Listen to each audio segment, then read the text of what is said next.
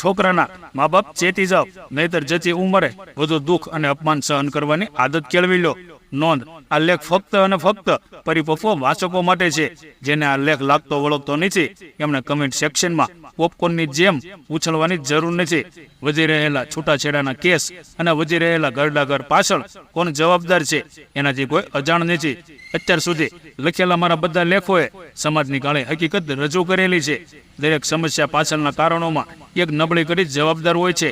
ખોટું નહીં લગાડતા, પણ છૂટાછેડા હોય કે પછી ઘરડાઘરની વ્યક્તિ સંખ્યા, આ બંને પાછળ છોકરો એક મોટી અને મુખ્ય નબળી કડી છે. પણ કેમ? તો આ રહ્યા એના કારણો. સાંભળો. 1.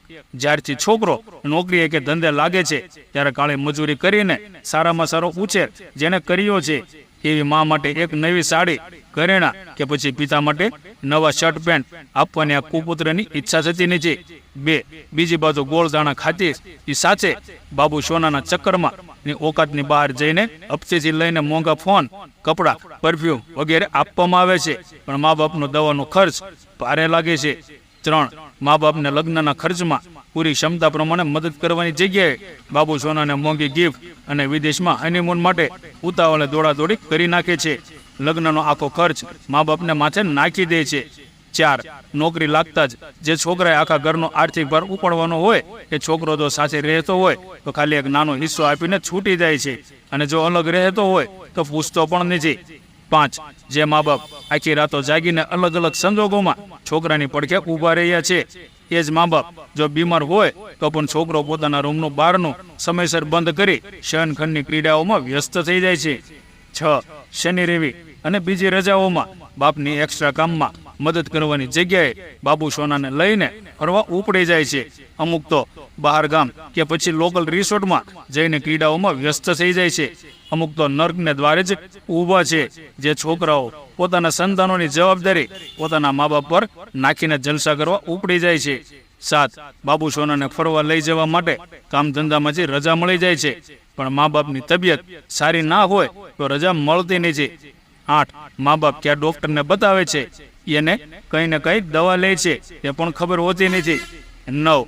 ઘણા તો રાત્રે પોતાના સંતાનોને પોતાના મા બાપ પાસે સુડાવી દે છે જેથી પોતે શાંતિથી સૂઈ શકે.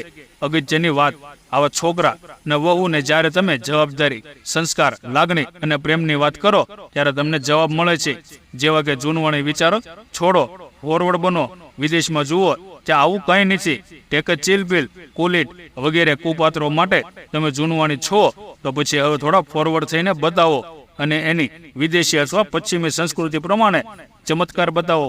ફોરવર્ડ કઈ રીતે બનશો? આગળ વાંચો. પશ્ચિમી દેશોના છોકરા સ્વતંત્ર અને જવાબદાર હોય છે.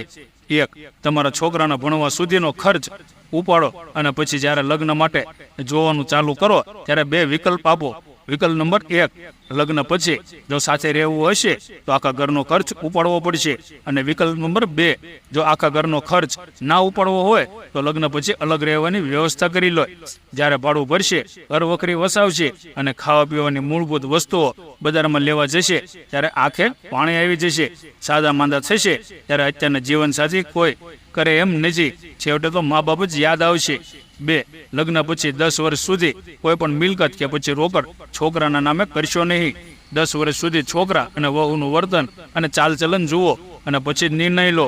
અત્યારની પેઢીમાં ધીરજ નથી. ખોટી એક્ટિંગ કરતા હશે તો થોડા દિવસ, મહિના કે વર્ષમાં સાચો રૂપ બહાર આવશે. 3. પોઈન્ટ નંબર 1માં જે પણ નક્કી થાય તે આવનારી છોકરી અને તેના ઘરવાળા સાથે જોવાનું ગોઠવતા પહેલા જાણ કરી દો. મોટાભાગના લાલચુ પરિવારો એમનેમ ભાગી જશે. 4. પોઈન્ટ નંબર 1માં જણાવ્યા મુજબના એક પણ વિકલ્પ ના ગમતો હોય તો છોકરાના લગ્નની જવાબદારી મૂકી દો અને કહી દો કે છોકરી જાતે શોધે અને લગ્નનો ખર્ચ જાતે ઉપાડે અને લગ્ન પછી મોઢું ના બતાવે. આ સમયે લગભગ બધાને રેલા આવી જશે, અને જો એક વિકલ્પ પસંદ કરી લેશે તો આ લેખનો હેતુ ઘરડા મા બાપને એમનું આત્મસન્માન જળવાઈ રહે અને આર્થિક રીતે પાયમાલ ન થઈ જાય એમના માટે જાગૃતિ લાવવા માટે છે. તાજેતરમાં થયેલા એક સર્વે મુજબ પ્રખ્યાત અંગ્રેજી છાપામાં પણ છપાયેલો છે. ભારતના 72% વૃદ્ધ મા બાપ આર્થિક રીતે એમના બાળકો પર આશ્રિત છે. એના કારણમાં એક મહત્વનું કારણ એ છે કે જેમાં મા બાપ છોકરા પાછળ પોતાની બધી જ પૂંજી ખર્ચી નાખે છે અને અત્યારની બેજવાબદાર પેઢીમાં બાપને એટીએમ સમજી ખંખેરી નાખે છે. છોકરાના લગ્નનું બહાર પાડો એ પહેલા હૃદયની જગ્યાએ બુદ્ધિથી નિર્ણય લેવાનું શીખી જજો. અત્યારના મા બાપ કે જેમના છોકરાના હાલના વર્ષમાં જ લગ્ન થયા છે અથવા લગ્ન બાકી છે એ ચેતી જજો. પોતાનામાં જરૂરી બદલાવ લાવજો, નહીતર કોઈને કોઈ વૃદ્ધાશ્રમના રૂમની દિવાલ તમારી રાહ જોઈ રહી છે. જેના છોકરા સંસ્કારીના જવાબદાર છે અને જે પોતાના ઘરડા મા બાપનું ધ્યાન રાખે છે એને મારા ખૂબ ખૂબ પ્રણામ. આવા છોકરાઓની સંખ્યા ખૂબ ઓછી છે. આ સ્ટોરીને વાંચવા માટે તમારો સમય આપવા બદલ ખૂબ ખૂબ આભાર.